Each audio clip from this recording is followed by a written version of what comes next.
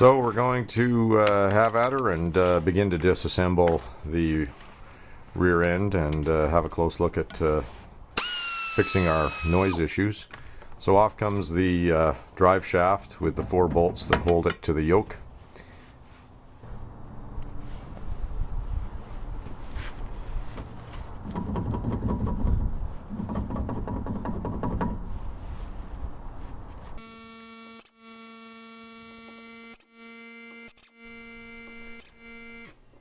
And then we remove the differential cover and just crack it with a pan underneath so you can drain the oil.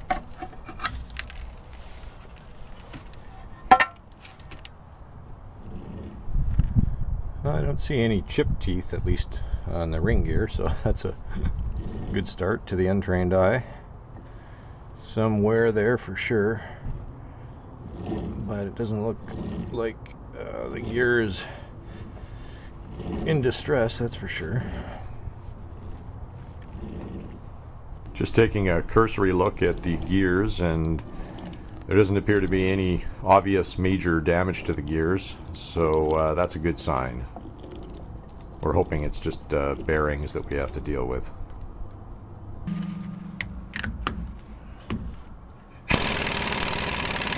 So we can start by removing the pinion nut to allow us to get the pinion off.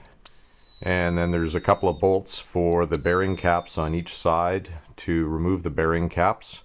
With all of this disassembly, you want to make sure that you keep track of the orientation of the bearing caps, and ultimately when you pull the carrier out, the shims on each side, you want to keep everything together and make sure that you keep track of which came from the left and right side, because these are machined as a set generally.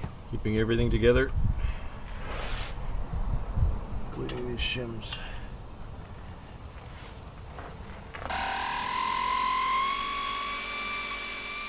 A 3-jaw puller is pretty effective for removing the pinion yoke.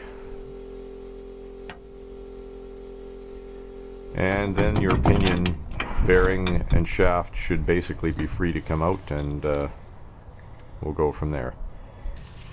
So out with the old seal, and there's one shim in there. You want to make sure we keep track of that one shim. And then there's the pinion bearing on that side, which actually doesn't look nearly as bad as the one on the inside.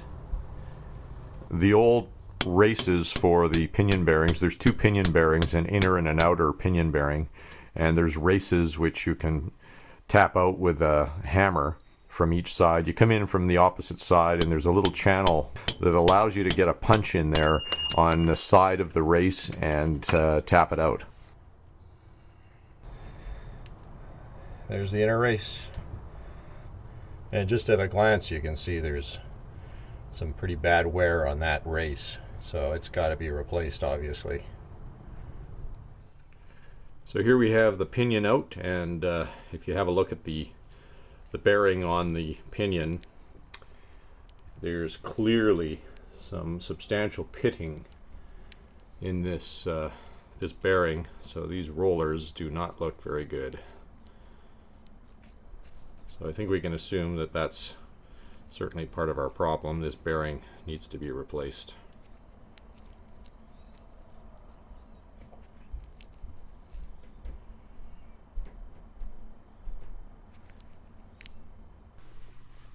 Here we have the carrier bearing on the left side of the differential carrier setup, and there is also some pitting in this bearing. It's not quite as apparent as what we see for wear on the pinion, but there is definitely wear as well on the carrier bearing. So good thing we're doing the whole bearing replacement kit at this time.